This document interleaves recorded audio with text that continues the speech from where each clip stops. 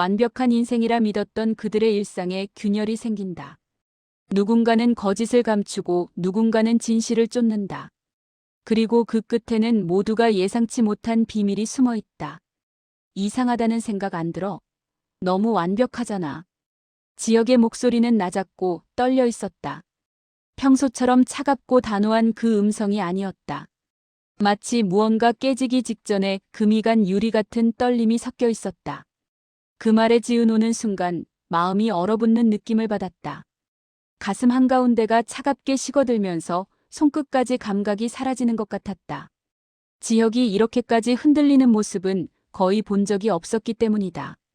아니, 단 한 번도 본 적이 없었다. 그는 언제나 흔들림 없는 사람이었다. 그런데 지금 그의 눈빛은 불안하고 초조했다. 지은호는 조심스럽게 물었다. 선배, 무슨 말이에요? 왜 그런 표정을 하고 있어요? 무슨 일 있어요? 목소리가 떨렸다. 본능적으로 알 수 있었다. 지금 이 순간 이후로 뭔가가 돌이킬 수 없이 변할 거라는 걸. 지혁은 한동안 말을 잇지 못했다. 그는 입술을 꽉 깨물고 시선을 어딘가로 돌렸다가 다시 은호를 바라봤다. 숨을 고르고 다시 고르고 그렇게 몇 번이나 숨을 들이마셨다. 마침내 결심한 듯 힘겹게 입을 열었다. 은호야, 너한테 이 말 어떻게 해야 할지 수백 번 고민했어.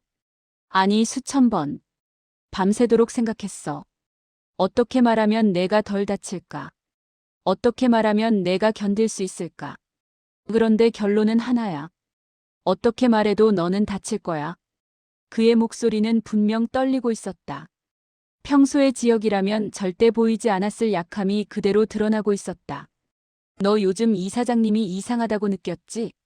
행동이 너무 정확했고 말하는 게 너무 부드러워졌고 너한테 이유 없이 갑자기 잘해주기 시작했고 마치 누가 대본을 준 것처럼 마치 연습한 것처럼 지은호는 고개를 끄덕이지도 부정하지도 못했다. 그저 숨을 참은 채 지역의 말을 기다렸다. 심장이 너무 크게 뛰어서 귀에서 쿵쿵거리는 소리가 들렸다. 지역은 더 이상 피하지 못하겠다는 듯 당직실 책상에 놓아둔 서류를 꺼냈다. 두꺼운 파일이었다. 그리고 그중 하나를 손끝으로 짚었다. 손가락이 미세하게 떨렸다. 은호야, 고성희 이사장님 아들이 간이식이 필요한 상황이야. 그 말은 은호의 가슴을 그대로 꿰뚫었다. 마치 날카로운 창이 심장 한가운데를 관통한 것 같았다. 간이식이요? 그녀의 목소리는 너무 작아서 누가 들어도 금방이라도 울 것 같았다. 아니, 이미 울고 있는 것 같았다. 지혁은 고개를 떨군 채 그 다음 문장을 내뱉으며 아프게 눈을 감았다. 그는 이 말을 하는 게 너무 싫었다. 차라리 자기가 대신 아팠으면 좋겠다고 생각했다. 그리고 가장 적합한 기증자가 너야. 혈액형, 조직 적합성, 모든 게 일치해. 거의 완벽하게. 순간 공기가 멈춘 것처럼 모든 소리가 사라졌다. 복도에서 들리던 발소리도, 멀리서 들리던 기계음도 모든 게 사라졌다. 지은호는 숨조차 제대로 들이쉬지 못했다. 심장이 빨리 뛰다 갑자기 멈춘 것처럼 몸 전체가 차갑게 식어갔다. 손끝이 얼음처럼 차가워지고 다리에 힘이 풀렸다. 지혁은 은호의 눈을 바라보지 못하고 천천히 말을 이어갔다. 은호야, 고성의 이사장님이 너한테 갑자기 다정해진 이유. 왜 계속 연락하고, 왜 널 찾고, 왜 너를 옆에 두려고 했는지.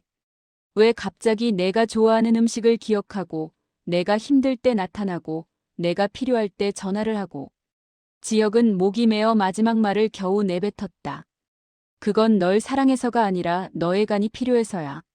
너라는 사람이 아니라 너의 몸이 필요했던 거야. 그 말은 칼보다 깊게 꽂혔다. 은호는 그대로 무너져 내릴 듯 비틀거렸다. 다리가 휘청였고 지혁이 재빨리 그녀의 팔을 잡았다. 그럴 리 없어. 이 사장님이 그럴 리가 없어. 이 사장님이 날 찾은 건 정말 날 보고 싶어서였을 거야. 날 그리워해서였을 거야. 그게 아니면. 하지만 마음 한켠에서는 이상하다고 느꼈던 모든 순간들이 정확하게 맞물리기 시작했다. 퍼즐 조각이 끔찍한 그림을 만들어가고 있었다. 너무 완벽했던 타이밍들. 너무 정확했던 말들. 너무 자연스러웠던 다정함들. 지혁은 그녀에게 다가가 떨리는 목소리로 말했다. 은호야, 나도 믿고 싶지 않았어. 정말 믿고 싶지 않았어. 내가 먼저 의심했을 때도 스스로한테 아니라고 말했어. 내가 너무 예민한 거라고, 내가 너무 삐딱하게 보는 거라고. 근데 증거를 찾을수록, 기록을 확인할수록 명확해졌어. 그는 잠시 말을 멈추고 서류를 넘겼다. 너무 완벽했어. 너무 자연스럽고 너무 계산적이었어. 고성의 이사장님이 너를 찾기 시작한 시점. 정확히 진단을 받은 다음 날이야. 너한테 처음 연락한 날짜. 정밀검사 결과가 나온 바로 그 주야. 우연이라고 하기엔 너무 정확해. 지혁은 목소리를 더 낮췄다. 사람이 사람에게 갑자기 이렇게까지 잘해주는 건 이유가 없을 리가 없잖아. 특히 20년 넘게 버리고 살았던 딸한테. 사람은 변할 수 있어. 근데 하루아침에 이렇게는 안 변해. 그건 변한 게 아니라 연기한 거야. 은호의 눈에서 눈물이 흘렀다. 그녀의 입술은 터질 듯 떨렸고 손끝은 차갑게 굳어 있었다. 눈물이 볼을 타고 흘러내렸지만 그녀는 닦지도 않았다. 지혁은 안쓰러운 얼굴로 은호를 끌어안았다. 세게 마치 놓치면 안 될 것처럼. 아니야. 내 잘못 아니야. 너는 아무 잘못 없어. 너는 그냥 친모를 그리워했던 거야. 인정받고 싶었던 거야. 그게 뭐가 잘못이야. 그건 너무 당연한 감정이야. 그는 눈을 감고 흔들리는 목소리로 고백했다. 은호야, 진짜 문제는 내가 아니라 너를 그렇게 만든 그 사람들.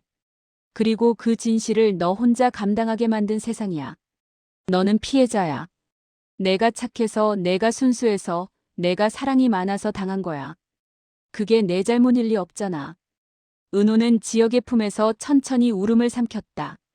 소리내어 울지는 않았다. 그저 조용히 깊이 가라앉듯이 울었다. 긴 시간이 지나고 그녀는 조용히 말했다. 이상하다고 느꼈어. 왜 갑자기 모든 게 잘 맞아떨어지는지, 왜 말 한마디도 행동 하나도 어긋나지 않는지. 마치 내 마음을 꿰뚫어보는 것처럼. 마치 나를 연구한 것처럼. 그녀는 잠시 말을 멈췄다가 다시 말했다. 그래도 나는 믿고 싶었어. 이 사장님이 진짜 날 딸로 인정하게 됐다고. 이제라도 날 원하게 됐다고. 나한테도 친모가 생긴 거라고. 그리고 마침내 지혁이 했던 말을 똑같이 되뇌었다. 너무 완벽하잖아. 너무 완벽해서 거짓말 같았어. 그 순간 두 사람은 같은 진실을 바라보고 있었다. 끔찍하고 잔인하고 부정하고 싶지만 부정할 수 없는 진실을. 은호는 더 이상 도망칠 수 없다는 것을 깨달았고 지혁은 그녀를 절대 혼자 두지 않겠다는 결심을 굳혔다. 선배, 나 이제 어떻게 해야 해요? 이 사장님을 어떻게 봐야 해요? 그냥 모르는 척하고 살아야 해요? 아니면 마주해야 해요? 지혁은 은호의 어깨를 꽉 잡고 그녀의 눈을 똑바로 바라봤다. 은호야, 내가 어떤 선택을 하든 난 너를 지킬 거야. 내가 피하고 싶으면 피할 수 있게 해줄 거고 마주하고 싶으면 내가 옆에 있을 거야. 너 혼자 감당하게 두지 않을 거야. 절대로. 은호는 천천히 고개를 끄덕였다. 눈물은 여전히 흘렀지만 이제는 조금 다른 눈빛이었다. 무너진 게 아니라 깨어난 눈빛이었다. 알았어요, 선배. 나 도망치지 않을게요. 진실을 마주할게요. 어차피 이미 알아버렸는걸.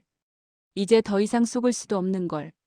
그녀는 떨리는 손으로 눈물을 닦았다. 그리고 이 사장님한테 물어볼 거예요. 직접. 날 찾은 진짜 이유가 뭔지. 지혁은 그녀의 손을 꽉 잡았다. 차갑게 식은 그 손을 따뜻하게 감싸주었다. 그래, 은호야. 내가 강한 거나 알아. 넌 이겨낼 수 있어. 그리고 기억해. 넌 혼자가 아니야. 완벽함의 이면에는 진실이 숨어 있다. 그리고 진실은 언젠가 반드시 모습을 드러낸다. 그 진실이 누군가를 구할 수도 누군가를 파멸시킬 수도 있다. 이제 그들은 선택해야 합니다. 숨길 것인가 마주할 것인가. 도망갈 것인가 맞설 것인가. 화려하게 빛나던 날들의 이면에는 지금까지 아무도 몰랐던 커다란 비밀이 존재했습니다. 그리고 29회에서 그 비밀이 조금씩, 아주 조금씩 드러나기 시작합니다. 이상하다는 생각 안 들어? 너무 완벽하잖아. 그 완벽함이 무너지는 순간 그들은 서로의 진짜 얼굴을 보게 될 것이다. 화려한 날들. 이제부터 진짜 시작이다.